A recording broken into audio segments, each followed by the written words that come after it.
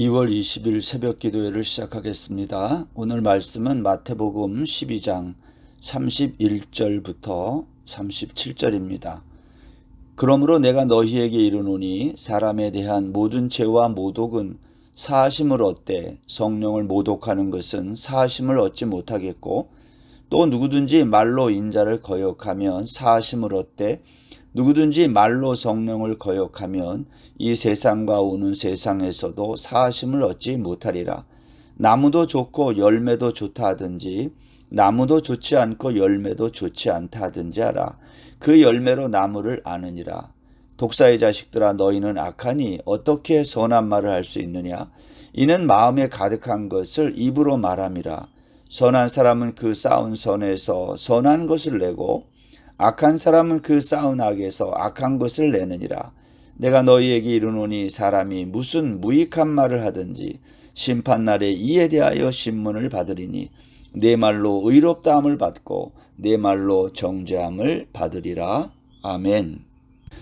오늘 본문은 성령 모독죄 아니면 성령 회방죄에 대해서 오늘 말하고 있습니다. 여러분 혹시 그러한 경험이 있는지 모르지만 제가 이제 교회 청년 시절이나 이렇게 열심을 내어 다닐 때 교회에서 부흥회를 1년에 한 4번씩 한 적도 있어요. 그러니까 그 당시에는 부흥회를 참 자주 했던 것 같은데, 강사들이 와가지고 이제 부흥 집회를 5일씩 이렇게 길게 아침 새벽부터 해서 오전에 저녁까지 하루에 3번씩 이렇게 이제 부흥회를 길고 자주 오랫동안 했던 기억이 있는데, 그때 오셨던 부흥회 강사 목사님들이나 강사들이 와서 교회에 와서 이제 그 집회 시간에 성도들에게 무엇을 요구할 때가 있어요. 어떤 때는 저런 요구를 왜 하지? 할 정도로 좀 어떤 때는 무리하기도 하고 심한 요구를 할 때가 있습니다. 예를 들면 이런 거죠.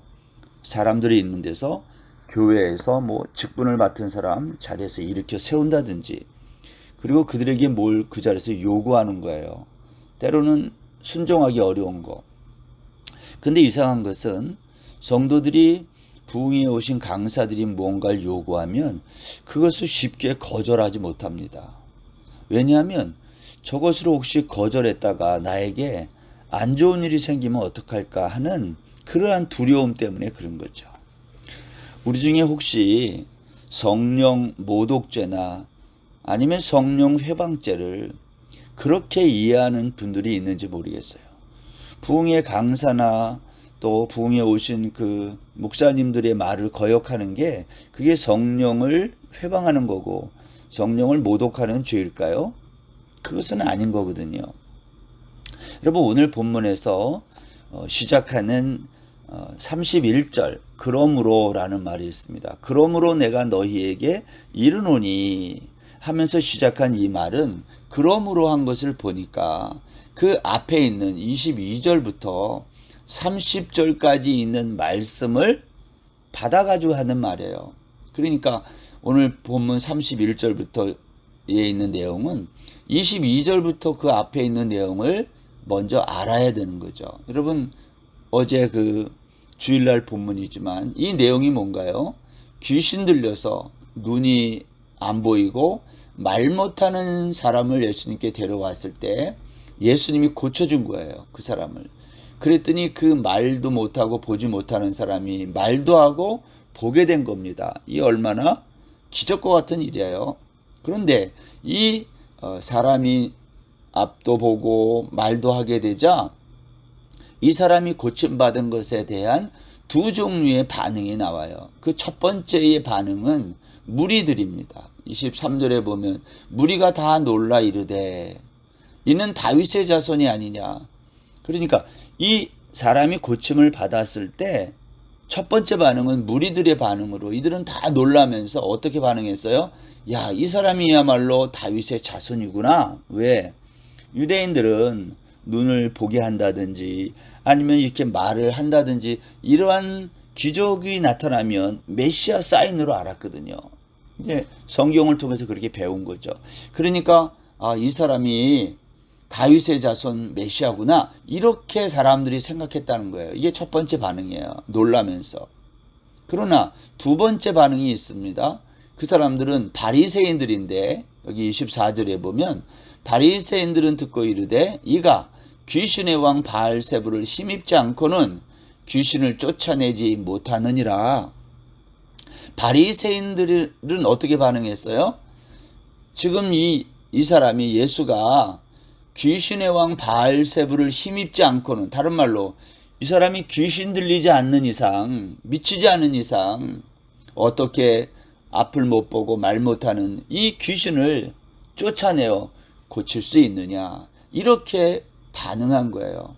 이것은 오늘 예수님이 하신 이 사람을 고치는 이것을 보고 바리새인들의 이 반응이 오늘 31절에서 그러므로, 이 이야기를 예수님이 쭉 하시다가 그러므로 하면서 이 말을 한 거예요. 그러면서 나온 말이 무슨 말이에요?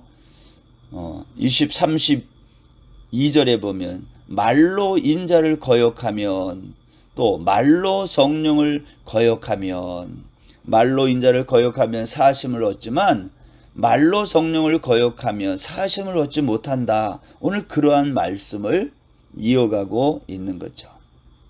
여러분, 여기에서 우리가 성령 모독죄가 뭔가, 성령을 회방하는 죄가 뭔지를 어떻게 알 수 있습니까? 그것은 의도적인 거라는 거예요. 왜냐? 여기 22절부터 30절에 나온 귀신 들려 눈 멀고 말 못하는 이 사람을 고쳐줬을 때 사람들이 이가 다윗의 자손이 아니냐 그랬잖아요. 그런데 어떤 바리새인 무리들은 이 사람이 바알세불, 귀신의 왕을 힘입지 않고는 이걸 고칠 수 없다는 거예요. 그러니까 이건 무슨 말이죠? 의도적으로 예수님의 이 메시아 사역, 메시아로서 하는 이 기적을 의도적으로 부인하고 거역하고 이것을 배척하는 거예요. 오늘 예수님께서 그 말씀을 하는 거죠. 성령을 모독하는 죄가 뭐냐? 이렇게 말로써 의도적으로 성령을 거역하는 거다. 그 사람은 용서받을 수 없다는 거예요. 그런데 말로써, 여기 또 그랬잖아요. 인자를 거역하면 사심을 얻을 수 있다. 말로 인자를 거역하면 사심을 받을 수 있지만 성령을 거역하면 사심을 받지 못한다. 그러니까 이제 말로 인자를 거역한다는 것은 베드로와 같은 경우를 예를 들 수 있죠. 베드로도 결코 주님을 부인하지 않겠다 그렇게 말했지만 결국 그가 예수님이 십자가에 달릴 때 또 부인했잖아요. 3번씩이나. 그러나 그가 나중에 회개하고 돌아왔을 때 용서를 받잖아요. 그거는 말로 인자를 거역하는 거예요. 근데 여기서 말하는 말로 성령을 거역한다는 말은 어떤 말입니까? 이것은 의도적인 거예요. 자기가 의도적으로 메시아의 이 기적을 받아들이지 않는 거죠.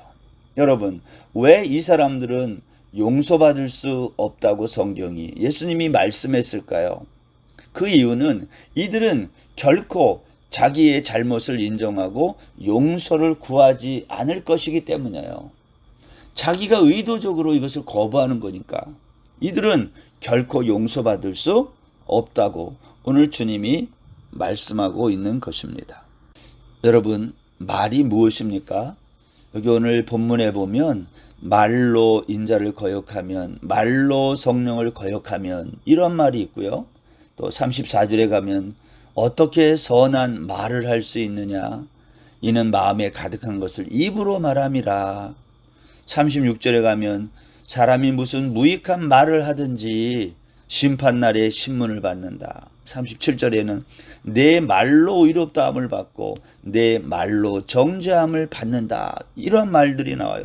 말이 많이 나와요. 여러분, 말이라고 하는 것은 그 사람의 마음에 있는, 그 사람이 마음에 있는 것이기 때문에 겉으로 나오는 말이 중요한 거예요. 왜냐? 그 사람이 겉으로 하는 말은 결국 그 사람의 마음이기 때문에.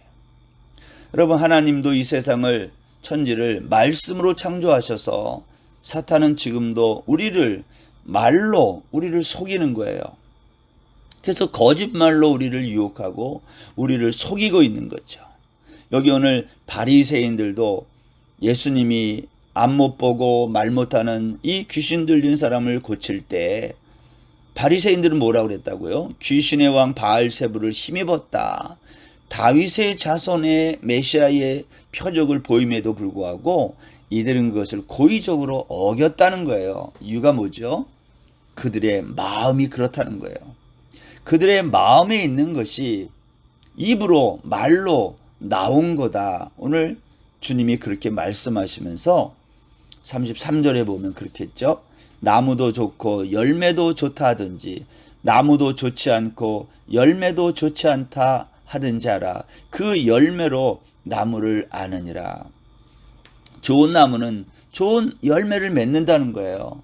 좋지 않은 나무는 좋지 않은 열매를 맺는다는 거죠. 열매가 중요한 게 아니라 나무가 어떤 나무인가, 이것이 중요하다고 주님이 말씀하고 있는 거예요. 성령의 사역을 고의적으로 거역하는 이들은 예수님을 믿지 않는 자들이에요. 용서받을 수 없어요. 예수님을 고의적으로 믿지 않고 받아들이지 않는 죄, 이것이 바로 성령 회방죄, 성령 모독죄다. 오늘 예수님이 그렇게 우리에게 정리해서 말씀하고 있는 것입니다.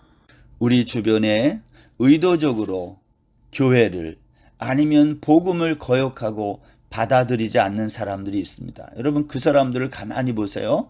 그 사람들의 특징이 무엇인가요? 말을 잘해요. 논리적으로 말합니다. 많은 세상의 지식을 동원해서 말을 합니다. 우리가 말로 그들을 상대할 수 없을 것 같을 때가 있어요. 근데 그들을 알려면 어떻게 알아요? 삶의 열매를 보면 아는 거죠. 그들의 삶 속에 하나님이 주시는 평안과 기쁨과 사랑, 이러한 열매가 있을까요? 그들은 늘 불안할 것입니다. 그들은 자기가 이렇게 말을 하고 그렇게 살면서도 늘 자기 자신에 대하여 불안함을 지워버릴 수 없는 거예요. 이게 바로 뭐냐? 말로 성령을 거역하는 자들에 대한 열매인 거죠. 예수님은 그렇게 말씀한 거예요. 나무도 좋고 열매도 좋다 하든지 나무도 좋지 않고 열매도 좋지 않다 하든지 알아. 무슨 말이죠? 나무와 열매는 같아야 된다는 거예요. 사랑하는 성도 여러분, 저와 여러분의 삶 속에서는 어떤 열매가 나오고 있습니까? 그 열매가 결국은 내가 누구인지 나의 정체성을 드러내는 거죠. 오늘 본문에서 예수님은 이렇게 말씀하시다가 34절에서 이렇게 말해요.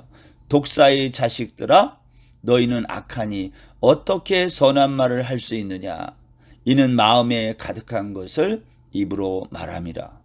어떤 사람들은 이러한 말씀들을 보면서 예수님이 어떻게 독사의 자식들아 이렇게 말할 수 있을까 말을 하는 분들이 있어요.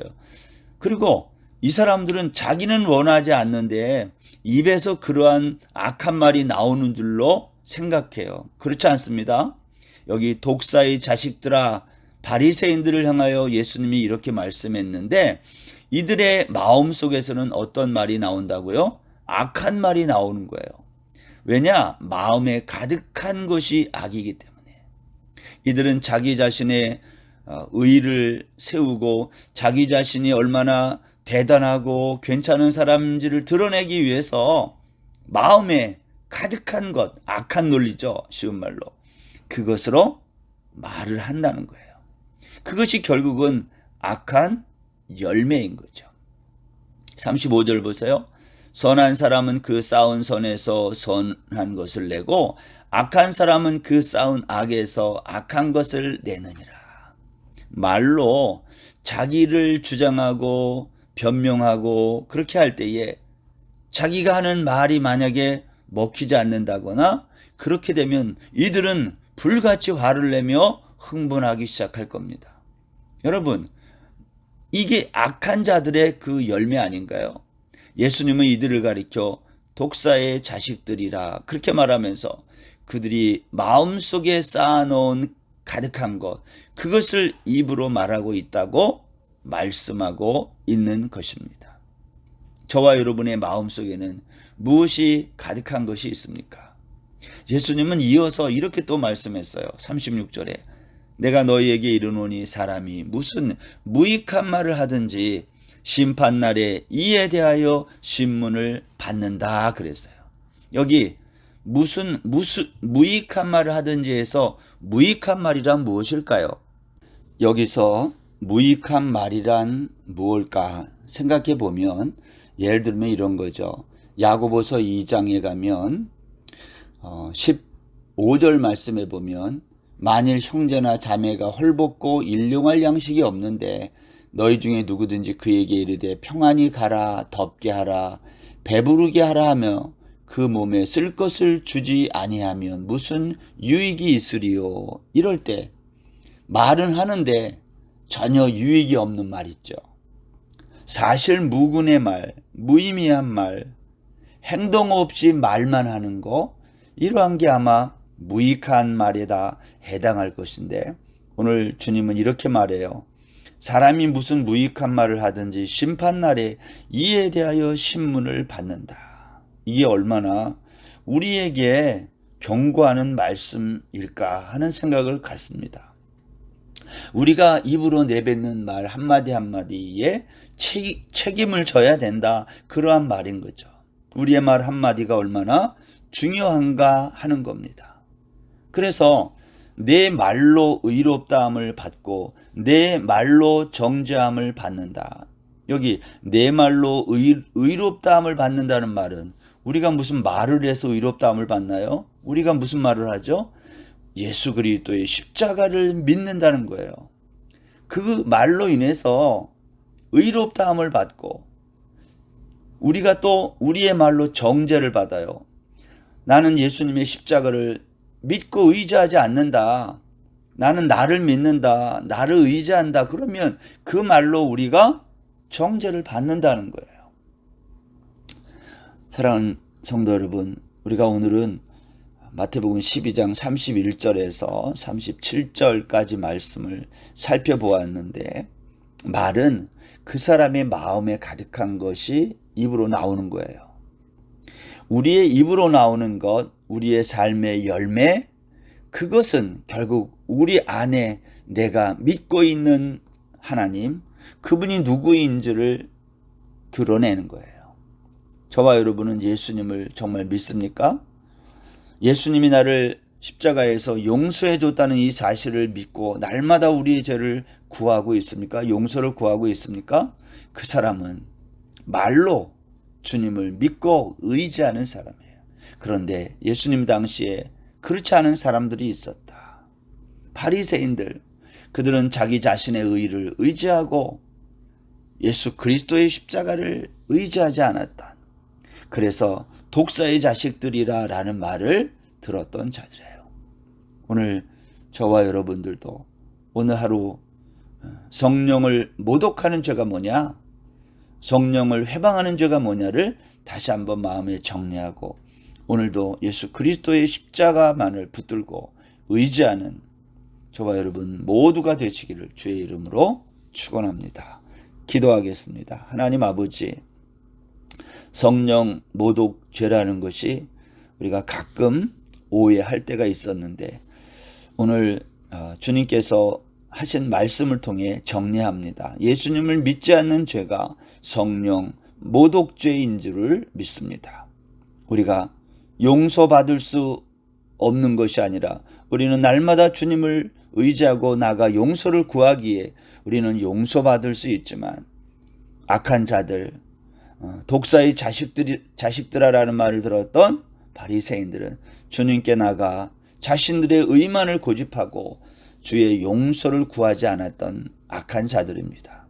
우리가 그러한 이 세상의 악한 자들, 성령을 거역하는 자들처럼 살아가지 않도록 오늘 우리의 마음을 주께서 만져주시고 은혜 베풀어 주옵소서. 오늘 하루도 온전히 주께 의지하며 예수님의 이름으로 기도드립니다.